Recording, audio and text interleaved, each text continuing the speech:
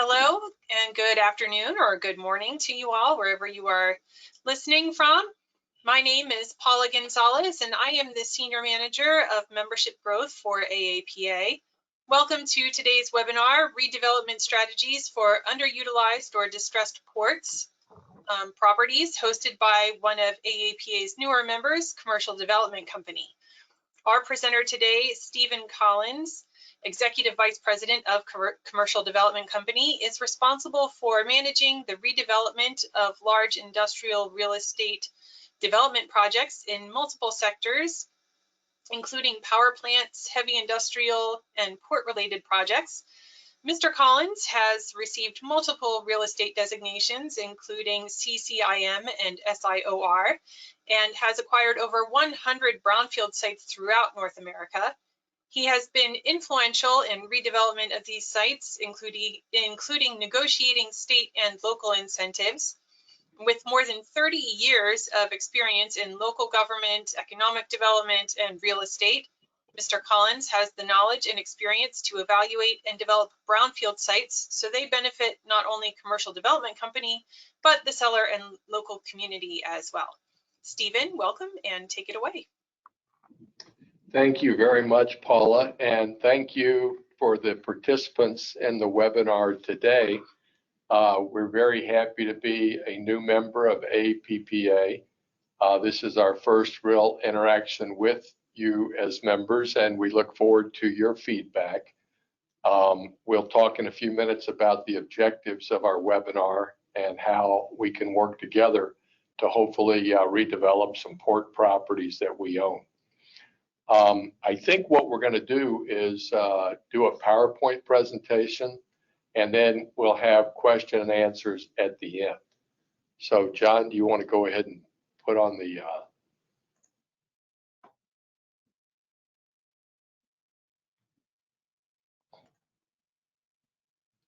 So as Paula said, we're calling this a redevelopment of underutilized port properties. What I'd like to do is give a brief overview of Commercial Development Company first, just so you kind of know who we are and how we operate. And then we'll talk about how we can work together as APA members and ourselves to further develop the ports. So Commercial Development Company's business plan and footprint has been around since 1991. So for 30 years, we've acquired over 300 brownfield sites in 39 states and Canada.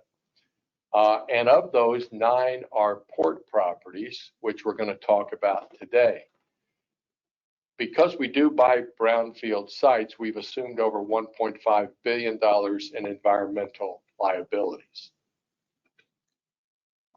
So the objectives of this webinar really stem from what we understand is a problem of congested ports. You guys probably know more about that than I do, but we've read about, the Port of LA and the Port of New York and other ports that are extremely congested, and so what we've done is acquired some properties that had port features but weren't really ports that we're in the process of repositioning. So as the last slide showed, we have ports all across the country, but the 9 ports we're going to talk about today, some of them are on the West Coast, some on the East Coast, and some of them are interior along the river systems. So that's the problem and the potential solution is to redevelop, reposition industrial sites for port properties. And what we'd like to do with you as APA members is to exchange ideas. And the opportunity that we foresee is to identify tenants for our existing ports and also to identify additional industrial sites that we can develop as ports. And we see that as a cooperative relationship because we do know how to develop, buy and redevelop industrial sites, but we're not as skilled as operating ports as many of you folks are on this call. So we look forward to working together to try to figure out the best way to do that. So why redevelop port properties? Well,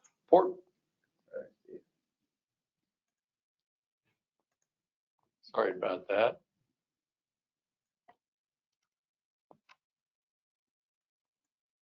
I think we lost our screen. Here we go. So port properties or industrial sites like we acquire often have attributes attractive for alternate uses. First of all, it's pretty well, I think, pretty well established. There's a shortage of ports in the United States. Certainly, we've discovered that in working with the Europeans on wind projects out on the East Coast, and we'll talk about that a little bit later in the presentation. But many of the properties that we will talk about today, are on international shipping channels. They have major rail lines or service lines that go to the main lines. Obviously, good highway access, sometimes surplus land to redevelop, oftentimes heavy power, particularly the old power plant sites that we've acquired. And then there's existing buildings that might be suitable for reuse for either storage or manufacturing. And finally, many of these are in foreign trade zone or opportunity zones or enterprise zones, which have, benefits for redevelopment. So you'll see these are the various properties that we want to talk about today. And they range from the Pacific Ocean, the San Joaquin River, the New York Harbor, the Atlantic ports, a port on the Ohio River and the Illinois River, another one in the Port of Savannah, the Thames River in Connecticut, and then up in Michigan off the Great Lakes. So the first port we want to talk about is an old paper mill in Coos Bay, Oregon. Coos Bay is on the Pacific coast. This is a former dimensional lumber plant that produced over 1 million board feet per day. It's 162 acres, and we acquired this a year ago, or actually January of this year. Again, it's 162 acres. It has a 1,200-foot dock, 37 feet of water, 2 private rail spurs that go to the UP up in Eugene. We're only 15 miles from the Pacific Ocean. We are located in a foreign trade zone, an enterprise zone, and an opportunity zone. And there are 4 buildings that could be potentially reused for other uses. So I think the opportunity for the port members on the call today is to help us identify opportunities where maybe some of your tenants that you don't have room for might be able to relocate, or if you guys are interested in operating or servicing this port, we'd be happy to talk to you. The second port we want to talk about is on the San Joaquin River. It's about an hour upriver from Oakland in the city of Antioch. This is an old wallboard manufacturing site.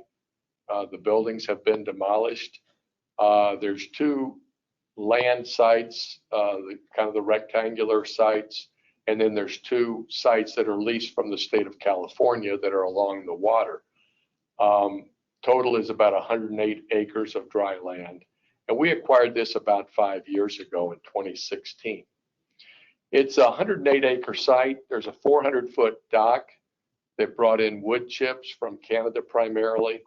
The water depth is about 25 feet, and there's a private rail spur to the BNSF. And possible uses include transload, storage, distribution, manufacturing. It's currently leased to a storage company storing cars, but it's potentially available in January of 2022.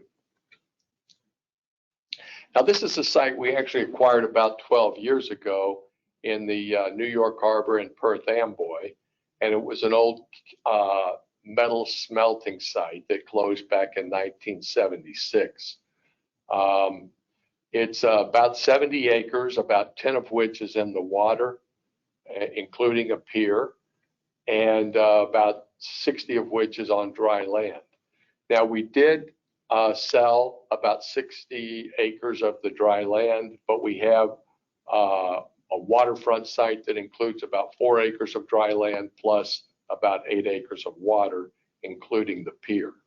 So we don't have a lot of waterfront property here, but we do have a terrific location right off the New Jersey Expressway, the 440 outer Borough Bridge that goes into Staten Island, and we're just about 15 miles south of Elizabeth, New Jersey. So this is a great opportunity for a small user looking for a site in the New York Harbor. Now, one of the more interesting sites we acquired is an old power plant in Somerset, Massachusetts. It's called Braden Point. This is a 300-acre site we bought back in 2018. And for the last 3 years, we've destroyed most of the buildings and structures you see on this slide. It's in the Mount Hope Bay, which is a protected harbor, or Narragansett Bay, Mount Hope Bay, I'm not sure, it goes by boat. But it's in Somerset, Massachusetts, about 15 miles from Providence, Rhode Island, and about 60 miles south of Boston. And also Cape Cod is not terribly far away. So we finished our demolition a couple of months ago.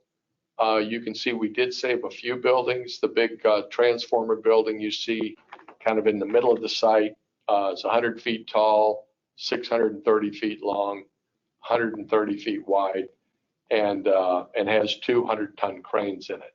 So we see this as a potential manufacturing site. Then there's also some silos on the west side there, and then a dome, an ash dome on the north side. And so you can see in this slide, you're looking at about 140 acres of usable ground that we're regrading for port and wind energy use.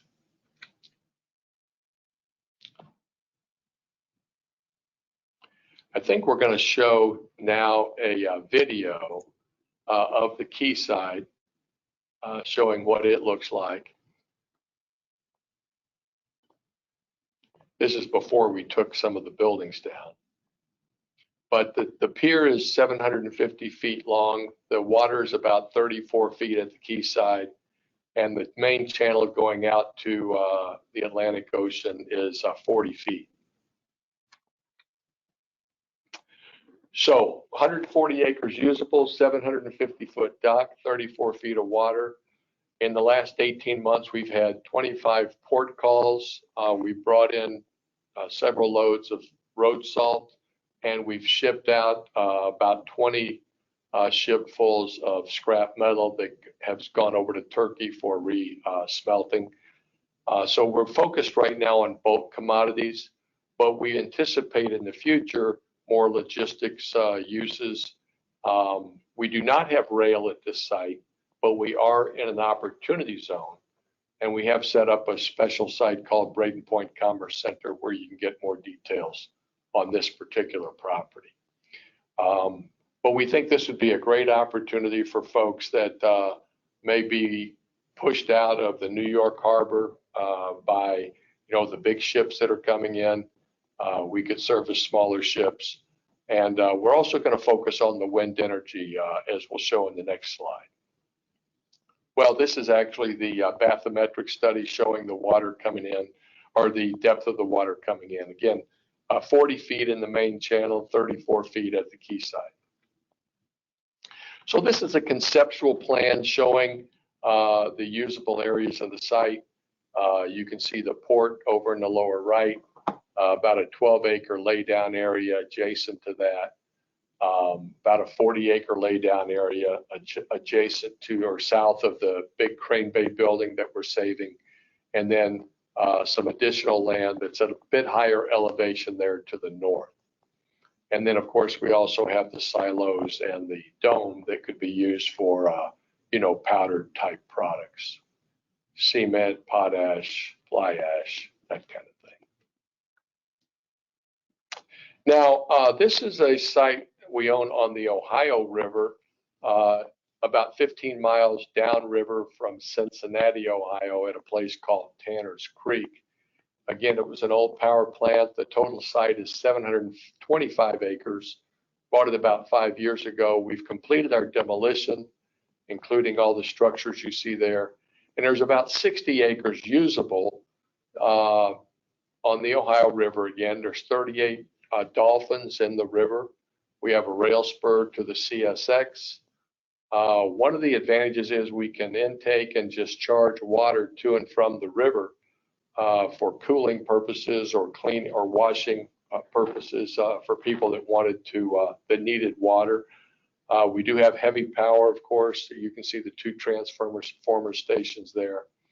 And again, the demolition is complete. And we see potential uses as manufacturing, shipping of agricultural or aggregate products, transloading. And we're getting interest from data centers who want to take advantage of the heavy power and the cooling water availability.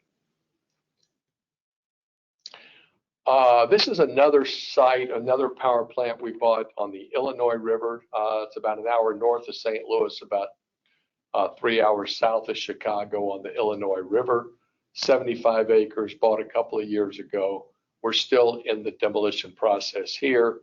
The water depths on the Ohio River, or sorry, on the Illinois River are not very deep. It's just barge depth, but we do have about 50 acres of usable ground there that could be used for agricultural or sand and gravel, potentially also data centers because we do have heavy power here, and lay down in storage areas. We should have this demolition finished up by first quarter of next year. Now, this is a 57-acre site we own in Uncasville, Connecticut. It's just not far from the Atlantic Ocean. There's about 30 acres on the water. It shows there's a pier here. John, I'm trying to remember the water depth. Is it on the next site?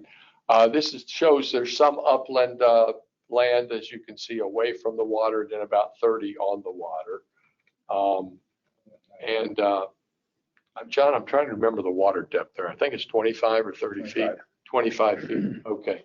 So again, we're talking to stevedoring groups that are interested in this site, but it's currently available. And then this is a site we have in the Port of Atlanta, 60-acre site. It's an old wood processing site. It does have CSX rail. We bought it about 5 years ago, and it's right adjacent to the Port of Savannah and also a sugar processing plant.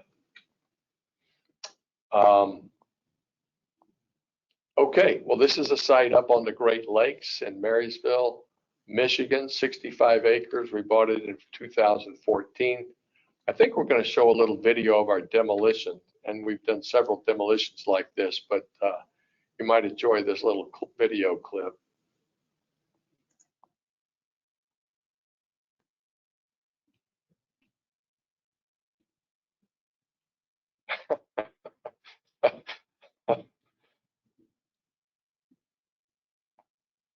How many square feet was that, John? About 1.5 million, I think. So this site has about 30 acres on the water with deep water. There's another 22 acres of upland with oil storage tanks. And you can kind of get an overview of the site there in the lower right-hand side. It does have CSX rail to the adjacent and a 4-lane highway. So we have some interest in this site, but obviously we're open to ideas. I think this is the St. Mary's River. Okay, so anyway, we buy, to start on the right-hand side, we buy steel mills, chemical plants, pharmaceutical sites, power plants, oil refineries, heavy industrial sites, chemical plants, landfills, anything manufacturing. And again, as we talked about at the beginning of the presentation, that's primarily because we buy brownfield sites that have some contamination, and we work to clean those up and reposition the sites. And in the process, we've acquired these 9 port sites, which we're in the process of redeveloping. And we'd like to work with the AAPA members to identify prospective tenants or operators, because we don't typically operate these sites ourselves, and But we do offer fair market value for the properties. We can close quickly, and we assume whatever environmental liabilities may be on, impacting the site. Now, we have 5 divisions in our company: commercial development, which is the main parent company; environmental liability transfer, which assumes heavily contaminated properties; Enviro Analytics Group, which is our in-house remediation firm; we have a demolition firm, and also an equipment liquidation firm. So we've worked with some of the biggest companies in the world, including Shell, General Motors, Dynegy, Caterpillar, Kaiser, ABB, Ameren, Goodyear, Kinder Morgan. So, obviously we have a lot of strong clients, many of which we've done multiple deals with. And the value we bring to the transaction is that we do assume environmental liabilities that the average buyer will not assume.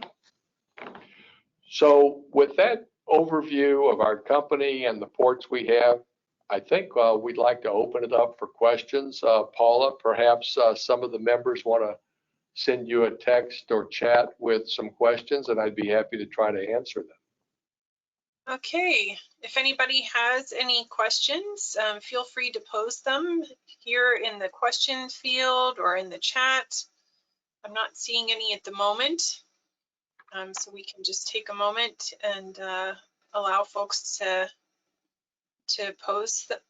write something in. If you have any questions for Stephen, let us know. That was a very, very lovely presentation, Stephen. Thank you so much for sharing this with us. Lots of very interesting and diverse properties that you have and work that you do. I'm still not seeing anything in the questions or in the chat. Well, I would like to say that we're very happy to be AAPA members. We're new members of the organization, and we joined in order to try to find a way to work with members that, have more port experience than we do. We think there's an opportunity for us to work together on either port management or tenant identification, or even identification of additional port sites that, may be on the market that we're not aware of, but that we could, acquire and clean up, demolish, remediate, whatever, to put it back on the market to service the needs of the industry. One thing we have discovered is that there is a shortage of port properties, and particularly serving the wind energy, which we're doing out in that Braden Point site in Massachusetts, since there's so many wind farms off of Cape Cod. And we see a great opportunity there now that the wind industry is finally picking up steam on the East Coast. We understand also there's going to be some wind opportunities on the West Coast. It's not quite as far along, but we hope to be able to service that industry as well.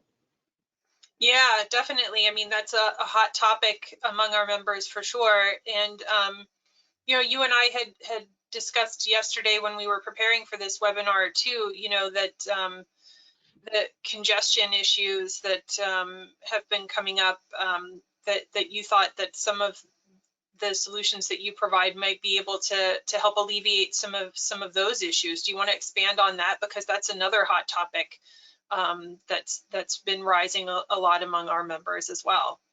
Sure. Well, obviously, you guys are probably more familiar with it than I am, but we've read in the press about the congestion in the ports in Los Angeles and even Seattle and Tacoma, and the need to get containers quickly through the ports and distributed throughout the country. So, for example, the Coos Bay property does have rail that could, take the containers up to Eugene, where it could get on the mainline railroads. And then we've also seen some of that in Savannah, and then some interest also on the Great Lakes and the river system. So again, we're not as familiar with the tenants as you guys probably are. And that's why we're hoping maybe some of the folks on this call would be interested in following up with us on, tenants they have or prospects they have that might want to talk to us. And then we also are also looking to engage stevedores or port operators at some of these sites, because that's not something we do on a day-to-day basis. So I think there's opportunities for APA members to work with us, and we'd certainly love to work with you as well. Yeah, definitely. It sounds like there are lots of opportunities. We did get a question here. Is Commercial Development Company involved with the North Point Development new container terminal in Coos Bay? We are not. We had talked to the port a little bit about our site, the Port of Coos Bay, but North Point is a separate company. They're actually also based in Missouri, over in Kansas City. They're a very good company. We do compete with them from time to time. And also we've worked with them in the past. But no, I think the port already owns that site. There's a lot of development that has to be done there. The port is not yet developed, but certainly it's a great opportunity, and I think would help relieve some of the congestions on the West Coast that we've talked about. And I think they do plan to also upgrade the railroad going up to Eugene, which is also owned by the Port of Coos Bay. And one of the challenges on that short line railroad is that the tunnels are only designed for single stack cars, and I think they want to try to expand some of those tunnels so that they could have double stack containers going out of Coos Bay up to Eugene. But no, we are not involved. We are aware of it. It's a great opportunity for Coos Bay, and we hope they're very successful. Thanks for the question. That's the only question that I see at the moment. Any other final thoughts? Well, thank you again, Paula, for the opportunity to have this webinar. I hope it's been educational for the members. And if anyone would like to follow up with us directly, my phone number and email are on the screen, and I'd be happy to chat with you offline. Yeah, many thanks to you, Stephen, for this insightful presentation. And to the attendees, I hope you feel like you gained some helpful insights. Before you sign off, I hope you will hang in for just a few more minutes so I can share some upcoming events and promotions that I think may be of interest to you. So let me just share my screen real quick here. I'm going to steal the presentation from John there. And you should be able to see my screen now. So if you enjoyed this webinar, I hope that you will join us for the next ones. We have a couple of other new members who will be presenting webinars. Spire Global will be sharing a webinar next week on September 15th at 11 a.m. Eastern Time. Their webinar will be titled Leveraging Global Satellite-Based Data to Increase Global Maritime Domain Awareness and Enhance Operational Insight. And then the following week on September 23rd, DocTech will be hosting a webinar titled Digital Twin of Waterways and Ports, How to Leverage Existing Traffic to Increase Safety and Utilization for All Stakeholders. And then we've got a couple more coming up in October too, so stay tuned for invitations and more information about those. So our new members really enjoy the opportunity to present these webinars to you. And if you are attending this webinar and you are not a member, this is a benefit that we provide to our new members for joining. We want to give our new members an opportunity to present themselves and showcase their thought leadership and their expertise, and to have an opportunity to show what they're made of, and to get so that you have a chance to get to know them a little bit. So if you're not a member and you want an opportunity to be able to do this, just let me know. My contact information will be here at the end of this presentation, and we'd be happy to sign you up as a member so that you can have this opportunity. And there will be plenty of other opportunities to get your company's name out there and to network with the members as well. And another opportunity to network with our members will be at our annual convention, which is coming up in just a couple of weeks. It's so hard to believe. From September 26th through the 29th in Austin, Texas. Our website is aapaustin2021.org. If you want to find the website pretty easily, it's there. So I'll give you just a quick couple of highlights of what you can expect at our event. We have it's starting off and kicking off with a golf tournament to benefit the Foundation for Seaports of the Americas. That's our nonprofit or charitable foundation, which raises funds for port employees emergency relief fund that helps ports in need. For example, ports that were just hit by Hurricane Ida and some of the other natural disasters, they're really going to be needing funds and help to recover. So the funds from that golf tournament will be going directly to help ports in need. So if you are coming to the convention and you're a golfer, feel free to join us. If you're not a golfer and you want to donate and help out this cause, you can just send a direct donation. I'm sure any donations would be most appreciated. And then on the 26th, that evening, we'll be having our welcome reception at the JW Marriott on the Congress Avenue Terrace, and that's a photo of what that looks like. Very nice space out there. Day 2, we'll be having lots of meetings. We've got our commissioner session, port CEOs, executive director session. The board of directors will be meeting. The U.S. Legislative Policy Council will be meeting in that meeting. If you're not on the council, it's open to U.S. port CEOs only. And then our professional development board will also be meeting. If you're not a part of any of those meetings, we have Austin City Tours available for anybody who wants to see the city. And then our exhibit hall reception and grand opening of exhibits will be taking place that night. On day 3, we've got lots of programming. These are just a couple of the highlights. Our opening ceremonies will be presenting the award winners for the Lighthouse Awards. We've got a general session. Thomas B. Crowley from Crowley Maritime Corporation will be one of our general session speakers, as will Emmett Smith. Hopefully I don't need to explain who he is. On day 4, we'll have a couple more general sessions. We've got Christopher Smith from Cheniere LNG, our annual membership meeting and our chairman's address. Mario Cordero will be speaking, and he'll have some important updates that he'll be explaining. So if you're a member, we highly encourage you to participate and attend that meeting. And then we'll also have Michael Lichty from the Dairy Farmers of America will be speaking at another general session. So we've got a lot going on. I know safety and health is of the utmost importance. It's our top priority at this event as well. So we'll be conducting vaccine and COVID testing verification just to make everybody feel at ease, so that you know that your fellow attendees are all safe to be around. And also we'll be handing out wristbands that are colored, green, yellow, and red, so that you know people's comfort levels, and you can communicate your comfort level with engaging with attendees. All of our events are taking place in either outdoor or very spacious locations and venues. So there's plenty of air circulation.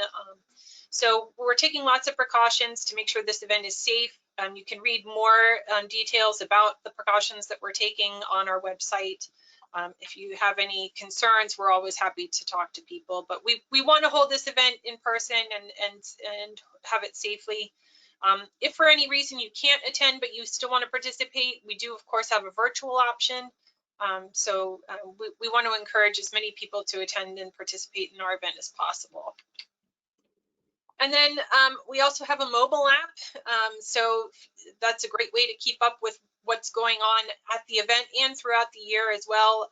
It's available on the Apple and Android platforms. You'll be able to stay up on the latest news, see what's going on at the event. You can message other participants. our smart guides on there. We've got networking forums so you can communicate with one another. You do have to have your membership ID and be able to log in, but if you need assistance with that, my colleague Renita Gross is able to help out with that. And then, as I said, if you're not a member and you're curious about membership, or if you are a member and you want to know more about your member benefits, please don't hesitate to reach out to me. I'm happy to help with anything. My email address and my phone number are here for you. That's it from me. Thank you so much for your participation today, and I hope that you enjoy and have a great rest of your day. And thanks again to Stephen one more time for your presentation. Appreciate it. Take care. Thank you, Paul. Yeah, take care and enjoy the rest of your day, everyone.